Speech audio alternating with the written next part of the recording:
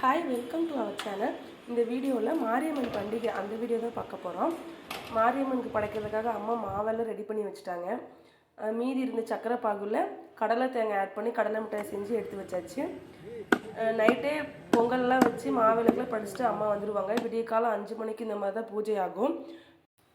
திருவிழா வந்தது அப்படின்னாவே யாரும் நமக்கு சொல்ல தேவையில்லை இன்றைக்கி திருவிழா அப்படின்ட்டு. ஏன்னா நம்ம வீடை பார்த்தாவே அப்படி ஒரு களை கட்டும். ஃப்ரெண்ட்ஸு ரிலேட்டிவ் எல்லாம் வீட்டில் இருப்பாங்க. ஒரே திருவிழா கோலமாக இருக்கும்.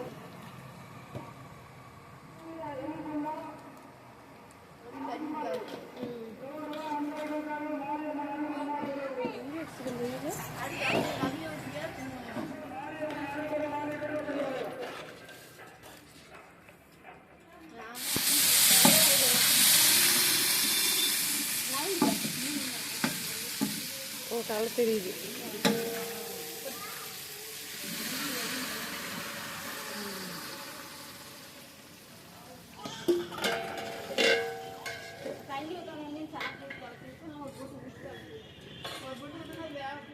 விருந்தெல்லாம் முடிச்சுட்டு ஈவினிங் போல் கோவிலுக்கு போனோம் அப்படின்னா அளவு குத்துறது கரகு எடுக்கிறது இதெல்லாம் பார்க்கலாம். பட் நாங்கள் போகும்போது டைம் ஆயிடுச்சு. சரி சாமி மட்டும் கும்பிட்டு வரலாம் அப்படின்ட்டு நானும் அண்ணா பொண்ணு மட்டும்தான் போனோம்.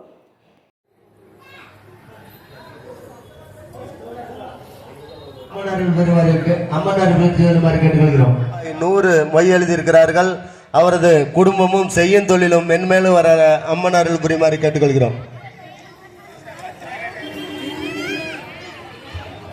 செவடனூரை சேர்ந்த மல்லிகா கணேசன் அவர்கள் அம்மனுக்கு ரூபாய் 50 மொய் வைத்திருக்கிறார்கள். அவரது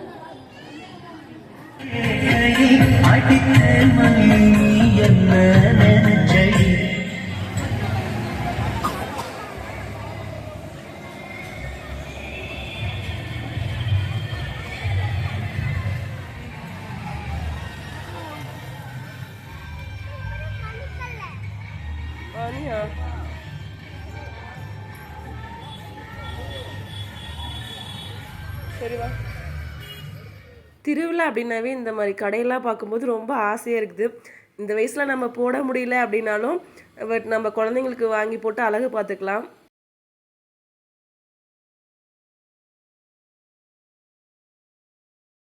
அடுத்த நாள் காலையில் வெள்ளிக்கிழமை மஞ்சள் நீராட்டம். காலையிலேயே சாமி தூக்கிட்டாங்க அப்படின்னாவே மஞ்சள் நீராட்டம் ஸ்டார்ட் பண்ணிடுவாங்க.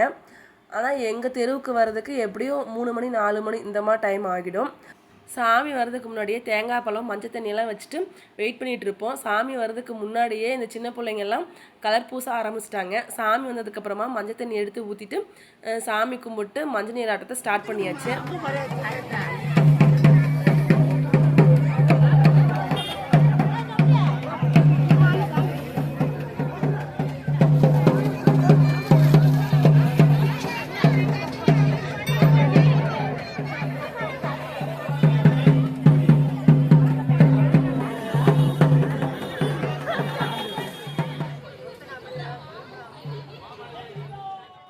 சாமி கிளம்புனோடனே எல்லோரும் அவங்கவுங்க வீட்டுக்கு கிளம்பியாச்சு.